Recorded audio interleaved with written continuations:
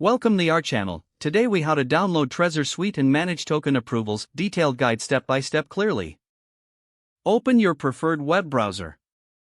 Navigate to the official Trezor website at trezor.io. Click on the download button prominently displayed on the home page.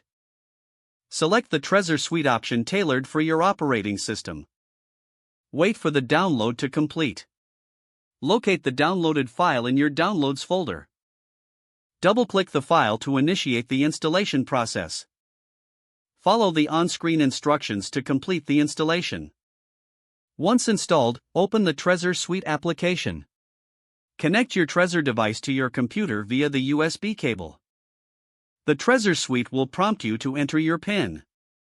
Input your PIN to access your wallet. After logging in, you will be presented with your wallet dashboard.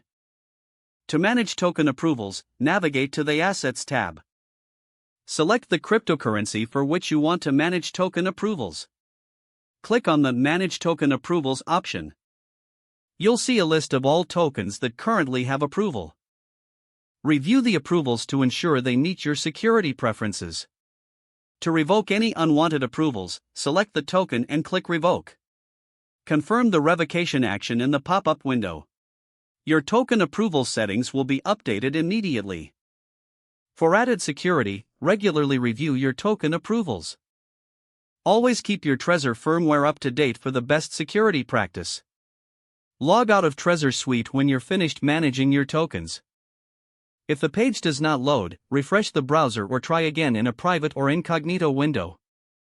Make sure you are using the correct email address, then retype it carefully to avoid small typos. If your password is not accepted, use the reset option and create a new strong password you can remember. Check your spam folder for verification or security emails, then complete any requested confirmation steps. Enable two-factor authentication if available to improve account security and reduce unauthorized access risk. Don't forget to like this video and subscribe to our channel for more step-by-step tech guides.